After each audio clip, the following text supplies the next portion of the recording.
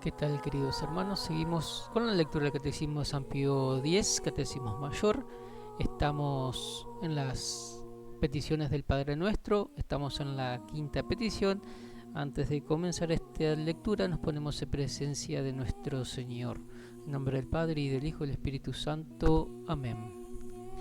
Ven, Espíritu Santo, ilumina mi corazón para ver las cosas que son de Dios. Ven, Espíritu Santo, dentro de mi mente para conocer las cosas que son de Dios. Ven, Espíritu Santo, dentro de mi alma para que yo le pertenezca solamente a Dios, y santifica todo lo que yo piense, diga y haga para que todo sea para la gloria de Dios. Amén. Gloria al Padre, y al Hijo, y al Espíritu Santo, como era en el principio, ahora y siempre, por los siglos de los siglos. Amén. Bien, estamos en la quinta petición. Vamos hoy a pedir a San Agustín que ore por nosotros. Pedimos su intercesión en el día de este gran santo de la Iglesia Católica. De la cuarta petición, numeral 302. ¿Qué pedimos en la cuarta petición? El pan nuestro de cada día, dánosle hoy, o danos hoy nuestro pan de cada día. En la cuarta petición pedimos a Dios lo que es necesario cada día para el cuerpo y para el alma, ¿sí?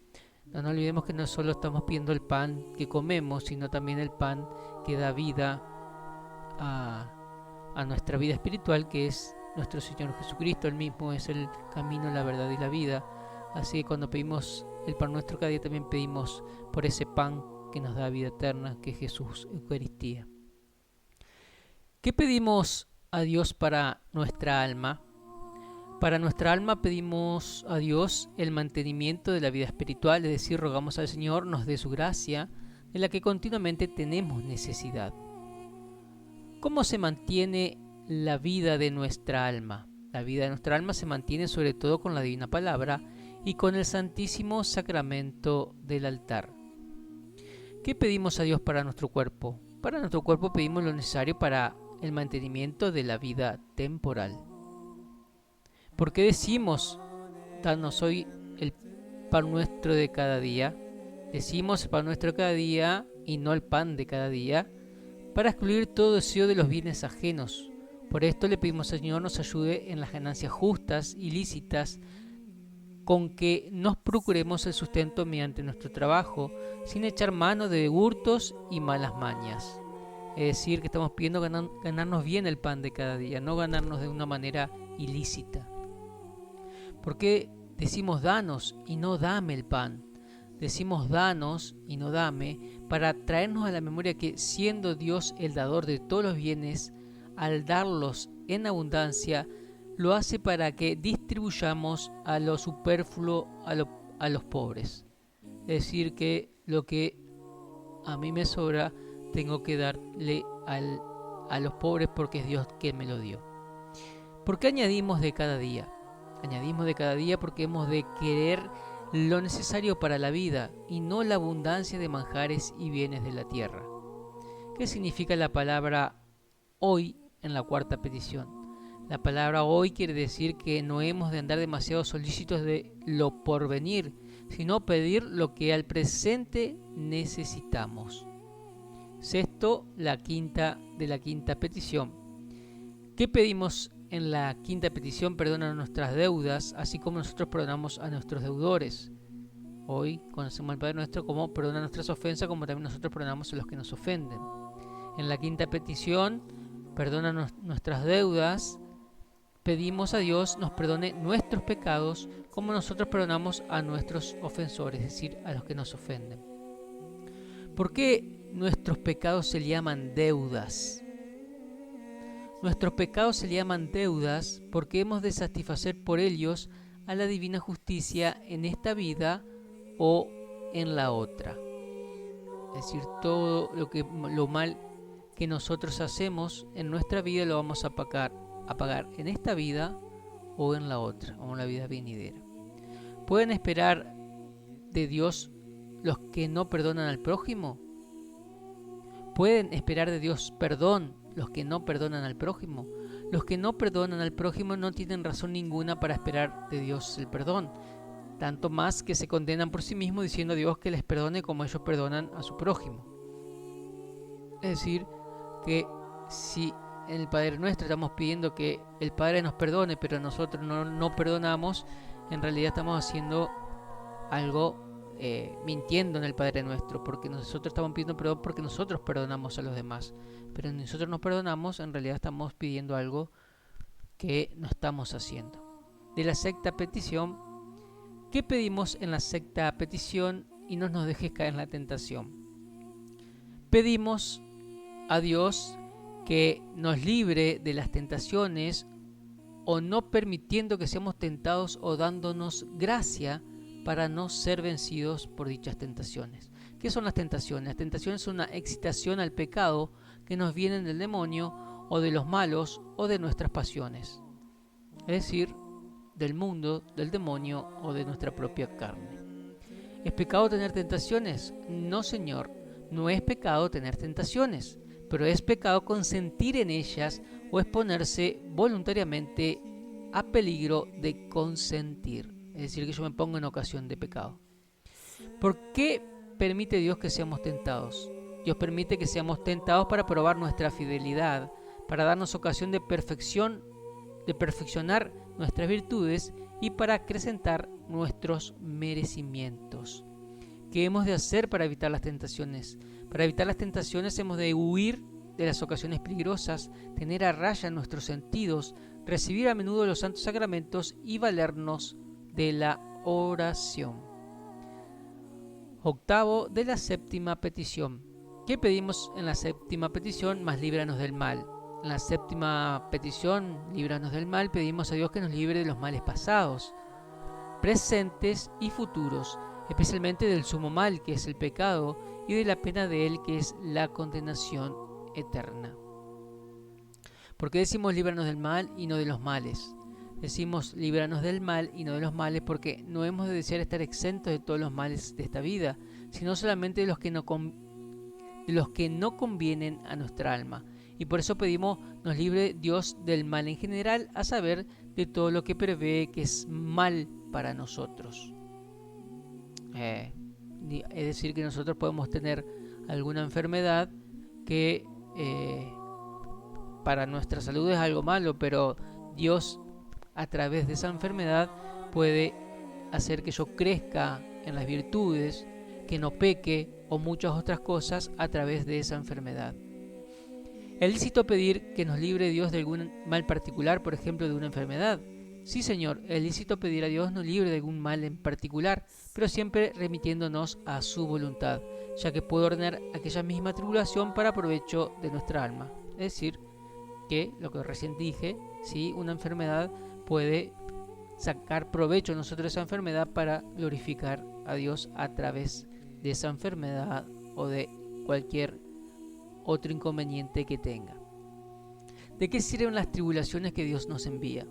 Las tribulaciones nos ayudan a hacer penitencia de nuestras culpas, a ejercitar las virtudes y sobre todo a imitar a Jesucristo en nuestra cabeza, a la cual es justo nos conformemos con los padecimientos si queremos tener parte en su gloria. Así como Cristo padeció, yo también cuando me vengan esos padecimientos los uno a Cristo para su gloria, para mayor gloria. ¿Qué quiere decir amén al final del Padre Nuestro? Amén quiere decir así sea, así lo deseo, así lo pido al Señor y así lo espero. ¿Basta rezar de cualquier manera el Padre Nuestro para alcanzar las gracias que pedimos? Para alcanzar las gracias que pedimos en el Padre Nuestro hay que rezarlo sin atropellamiento, con atención y acompañarlo con el corazón. Es decir, no rezar el Padre Nuestro de palabra. ¿Cuándo hemos de rezar el Padre Nuestro? Hemos de rezar el Padre Nuestro todos los días, pues todos los días tenemos necesidad del socorro de Dios. Capítulo 3 de la oración del Ave María.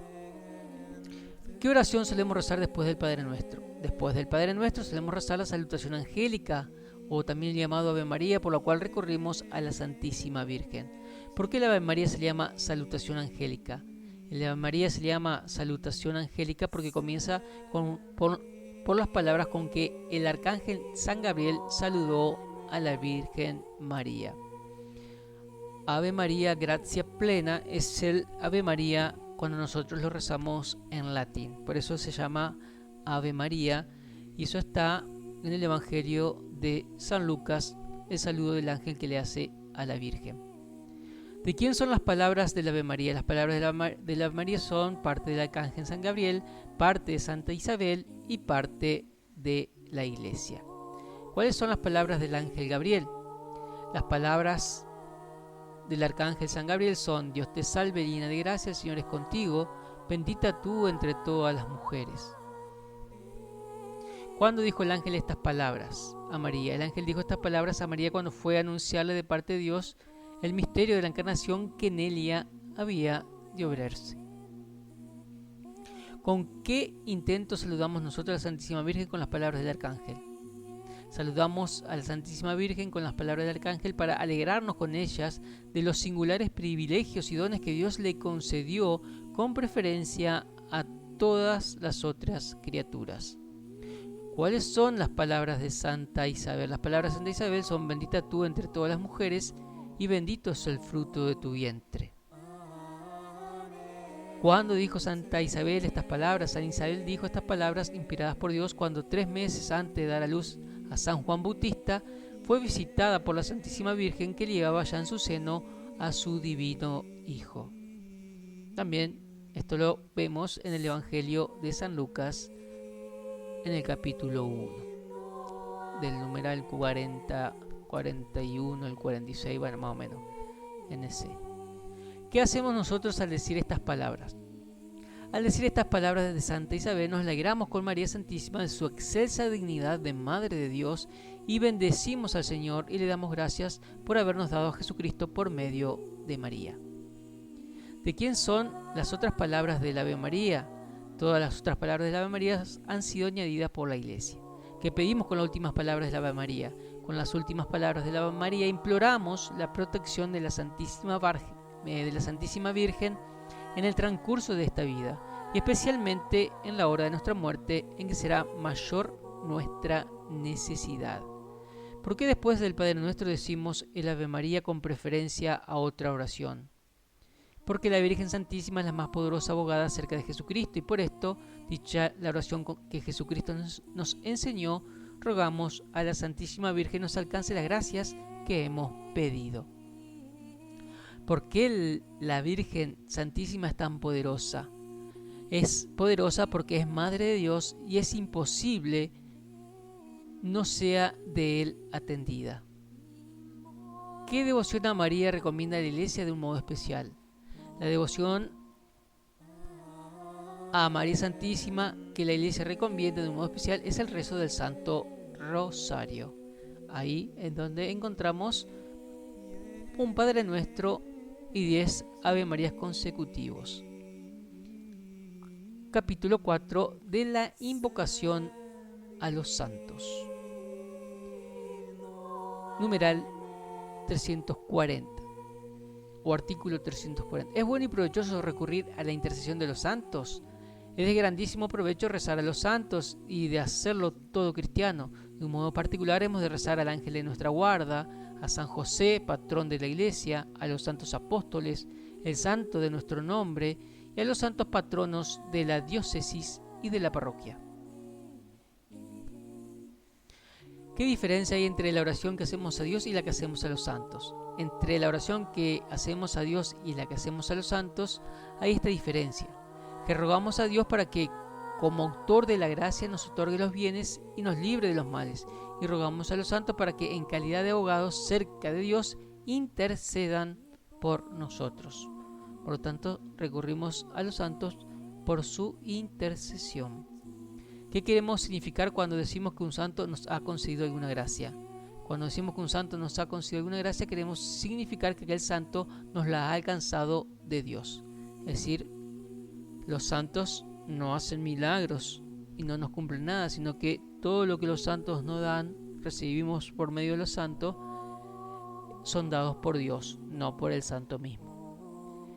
Parte tercera de los mandamientos de la ley de Dios y de la Iglesia. Capítulo primero de los mandamientos de la ley de Dios en general. ¿De qué se trata en la tercera parte de la doctrina cristiana? En la tercera parte de la doctrina cristiana se trata de los mandamientos de la ley de Dios y de la Iglesia. ¿Cuáles son los mandamientos de la ley de Dios? Los mandamientos de la ley de Dios son 10. Yo soy el Señor Dios tuyo. Y en esto tenemos: el primero, amarás a Dios sobre todas las cosas. El segundo, no tomarás el nombre de Dios en vano. El tercero, santificarás la fiesta. El cuarto, honrarás a tu padre y a tu madre. El quinto, no matarás. El sexto, no cometerás actos impuros. El séptimo, no hurtarás. El octavo, no dirás falso testimonio ni mentirás. El noveno, no consentirás pensamientos ni deseos impuros. Y el décimo, no codiciarás los bienes ajenos. ¿Por qué los mandamientos de la ley de Dios tienen este nombre? Los mandamientos de la ley de Dios tienen este nombre porque el mismo Dios lo ha impreso en el alma de todo hombre. Los promulgó en la antigua ley sobre el monte Sinaí, grabados en 2 tablas de piedra, y Jesucristo lo ha confirmado en la ley nueva, es decir, en el nuevo pacto, en la nueva alianza. ¿Cuáles son los mandamientos de la primera tabla? Los mandamientos de la primera tabla son los 3 primeros que miran derechamente a Dios y a los deberes que con Él tenemos. Es decir, los 3 primeros de la primera tabla sería: amarás a Dios sobre todas las cosas, no tomarás el nombre de Dios en vano y santificarás las fiestas. ¿Cuáles son los mandamientos de la segunda tabla? Los mandamientos de la segunda tabla son los 7 últimos que miran al prójimo y a los deberes que tenemos con Él. ¿Estamos obligados a guardar los mandamientos?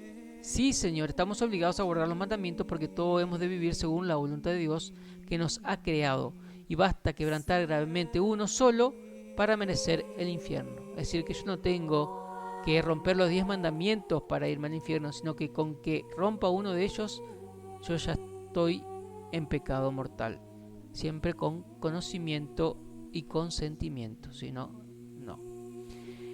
¿Está en nuestro poder guardar estos mandamientos? Sí, Señor, está en nuestro poder guardar estos mandamientos con la gracia de Dios, quien siempre está pronto a darla a quien debidamente se la pida.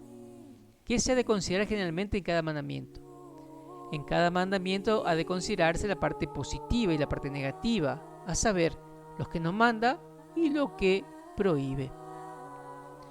Capítulo 2 de los mandamientos que miran a Dios. Del primer mandamiento, es decir, porque se dice al principio: yo soy el Señor Dios tuyo.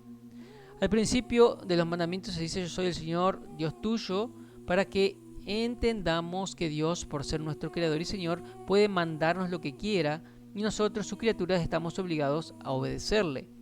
¿Qué nos ordena Dios con las palabras del primer mandamiento? Amarás a Dios sobre todas las cosas. Con las palabras del primer mandamiento, Dios nos ordena que le reconozcamos, adoremos, amemos y sirvamos a Él solo como a nuestro supremo Señor. ¿Cómo se cumple el primer mandamiento? El primer mandamiento se cumple con el ejercicio del culto interno y externo. ¿Qué es el culto interno? El culto interno es la honra que a Dios se da con las facultades del Espíritu únicamente, a saber, con el entendimiento y la voluntad. ¿Qué es el culto externo? El culto externo es el homenaje que se rinde a Dios por medio de actos exteriores y los objetos sensibles, como por ejemplo la Santa Misa. ¿Basta adorar a Dios nada más que con el corazón interiormente? No, Señor, no basta adorar a Dios nada más que con el corazón interiormente, sino que es necesario adorarle también exteriormente, con el espíritu y con el cuerpo, porque es Creador y Señor absoluto del uno y del otro. ¿Puede subsistir el culto externo sin el interno? No, Señor, no puede en manera alguna subsistir el culto externo sin el interno, porque aquel desacompañado de este queda privado de vida, de mérito y de eficacia como cuerpo sin alma. Es decir, cuando yo voy a misa solo por ir nada más, sin querer adorar a Dios, sin querer amarlo, me está diciendo que esto no me sirve de nada. Tiene que ir ese acto interno de querer adorarlo y amar a Dios. ¿Qué nos prohíbe el primer mandamiento? El primer mandamiento nos prohíbe la idolatría, la superstición, el sacrilegio, la herejía y cualquier otro pecado contra la religión. Vamos de vuelta. El primer mandamiento nos prohíbe la idolatría, es decir, tener otros dioses antes que Dios. La superstición, como por ejemplo creer en el curandero, creer en la magia negra y en todas esas cosas. El sacrilegio, la herejía y cualquier otro pecado contra la religión. ¿Qué es la idolatría? Llámese idolatría dar a una criatura cualquiera, por ejemplo, a una estatua, a una imagen, a un hombre, el culto supremo de adoración debido a solo Dios. Es decir, por ejemplo, yo tengo una imagen de María Santísima o de Jesús o de lo que sea, y yo creo que esa imagen o de Jesús o de María o lo que sea es Dios. Entonces a eso se llama idolatría.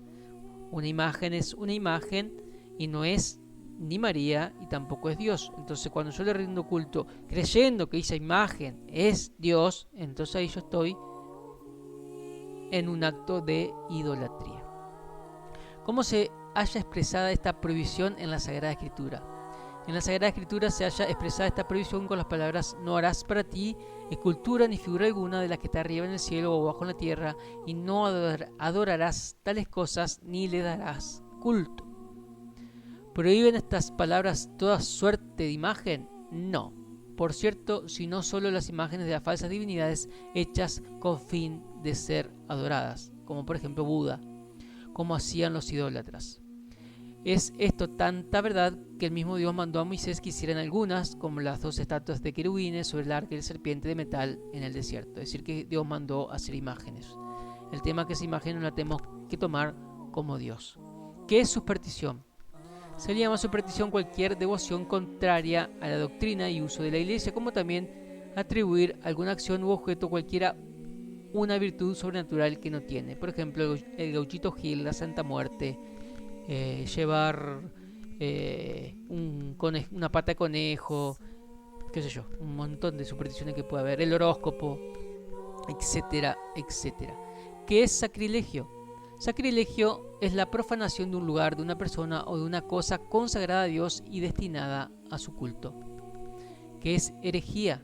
Es decir, por ejemplo, robar de la iglesia un cáliz que se usa en la adoración a Dios. Eso sería un sacrilegio. ¿Qué es herejía? Herejía es un error culpable del entendimiento por el que se niega con pertinacia alguna verdad de fe. Es decir, estoy en contra de lo que la Santa Iglesia nos está enseñando. ¿Qué otras cosas prohíbe el primer mandamiento? El primer mandamiento prohíbe además todo linaje de comercio con el demonio y el asociarse a las sectas anticristianas. ¿Cometería pecado grave quien recurriese al demonio o lo invocase? Quien recurriese al demonio o lo invocase cometería un pecado enorme, pues el demonio es el más perverso enemigo de Dios y de los hombres. ¿Es ilícito interrogar las mesas que se dicen parlantes o escribientes o consultar de cualquier modo que sea las almas de los finados mediante el espiritismo? Todas las prácticas del espiritismo son ilícitas porque son supersticiosas y a menudo no inmunes de intervención diabólica, por lo cual han sido justamente prohibidas por la Iglesia. Por ejemplo, el juego de la copa, ¿cómo es la tabla no me sale la palabra. Bueno, esa tabla que tiene todas las letras. También eso está prohibido por la Iglesia porque eso entra dentro del espiritismo y la superstición. El Ouija, de eso me está hablando, también está prohibido. ¿Prohíbe el primer mandamiento que honremos, invoquemos a los ángeles y santos? No, Señor, no está prohibido honrar e invocar a los ángeles y santos. Antes hemos de hacerlo por ser cosa muy buena, provechosa y altamente recomendada por la Iglesia, ya que ellos son amigos de Dios y nuestros intercesores para con Él, sobre todo de nuestro ángel de la guarda y del príncipe de los ejércitos celestiales, San Miguel Arcángel. Siendo Jesucristo nuestro único medianero para con Dios, ¿a qué recurrir también a la mediación de Santa María y de los santos? Es decir, si Jesucristo es el único mediador, ¿por qué podemos recurrir a la intercesión de María y de los santos? Nos dice la Iglesia, Jesucristo es nuestro medianero para con Dios en cuanto por ser verdadero Dios y verdadero hombre. Él solo, en virtud de sus propios merecimientos, nos ha reconciliado con Dios y nos alcanza todas las gracias. La Virgen, empero, y los santos, en virtud de los merecimientos de Jesucristo y por la caridad que los junta con Dios y con nosotros, nos ayudan con su intercesión a obtener las gracias que pedimos. Y este es uno de los grandes bienes de la comunión de los santos. ¿Podemos honrar también las imágenes de Jesucristo y de los santos? Sí, Señor, porque la honra que se hace a las sagradas imágenes de Jesucristo y de los santos se refiere a sus mismas personas, siempre y cuando estas imágenes, no creyendo que estas imágenes son personalmente Dios. ¿Y podemos venerar las reliquias de los santos? Sí, Señor, también las reliquias de los santos deben ser veneradas, porque sus cuerpos fueron miembros vivos de Jesucristo y templos del Espíritu Santo, y han de resucitar gloriosos a la vida eterna. ¿Qué diferencia hay entre el culto que damos a Dios y el que damos a los santos? Entre el culto que damos a Dios y el que damos a los santos hay esta diferencia: que a Dios le adoramos por su excelencia infinita, mientras a los santos no lo adoramos, sino que los honramos y veneramos como amigo de Dios e intercesores nuestros para con Él. Bien, es decir, a los santos y a los ángeles no se adoran, sino se los venera y se los honra. ¿Cómo se llama el culto que se tributa a Dios y el que se le tributa a los santos? El culto que se tributa a Dios se llama latría, esto es de adoración, y el único que recibe este culto es Dios, uno y trino, Padre, Hijo y Espíritu Santo. Y el culto que se tributa a los santos se llama dulía, o culto de veneración a los siervos de Dios. Y el culto particular que damos a María Santísima se llama hiperdulía, que quiere decir especialísima veneración como Madre de Dios. Entonces, sobre todos los ángeles y santos tenemos a la Madre de Dios, María Santísima, y es por eso que a ella se le redunda el culto de hiperdulía. Es decir, que antes que amar a algún santo, yo tengo que tener más amor primero por María que por otros santos. Del segundo, a ver, yo creo que terminamos aquí. No, hasta 373. Sí, terminamos aquí y después ya la clase que viene vamos a empezar con el segundo mandamiento. Ave María Purísima, sin pecado concebida. En nombre del Padre, y del Hijo, y del Espíritu Santo. Amén.